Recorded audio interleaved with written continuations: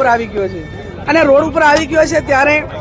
એની જે સહનશીલતાની જે પરાકાષ્ઠ કહેવાય એ પરાકાષ્ઠ હવે હદ ઉપર જતી રહી છે। ત્યારે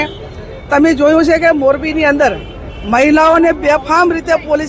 પોલીસ લાઠીચાર્જ કરી અને એમને માર માર્યો।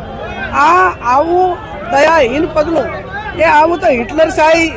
જે હિટલર હતો તો પણ આટલી હદે એનું દમન નહોતું થતું અને આજે જગતના તાત ઉપર જ્યારે લાઠીઓ વરસી રહી છે ત્યારે ખેડૂત કી આય કભી ખાલી ન જાય। આવનાર સમયની અંદર ખેડૂતો હવે જ્યારે મેદાનમાં આવ્યા છે ત્યારે એની જે માગણી છે સરકાર સ્વીકારે અને નહીં સ્વીકારે તો જલવંત આંદોલન કરી અને ખેડૂતોને ન્યાય મળે એ માટે કોંગ્રેસ પાર્ટી અને વિવિધ સંગઠનો ન્યાય અપાવવા માટેનું કામ કરશે। આજે જે પરમિશન છે જે ઓગસ્ટ સુધી જ આપવામાં આવી છે એને શું કહેશો? મેં કીધું એમ કે આ રાજ્યની અંદર જ્યારે આપણાને ભારતના બંધારણમાં આપણાને કોઈ પણ વ્યક્તિને કોઈ પણ લોકોને અન્યાય થાય તો એને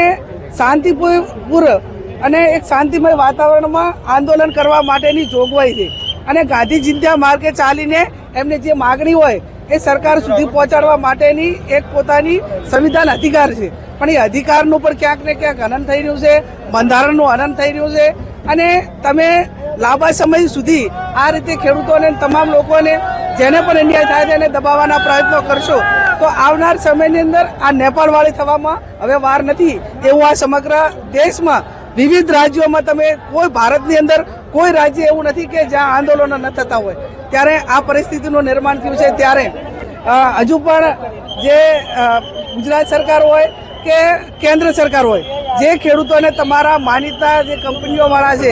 એની પાસેથી તમે કરોડો રૂપિયાનું ફંડ લઈને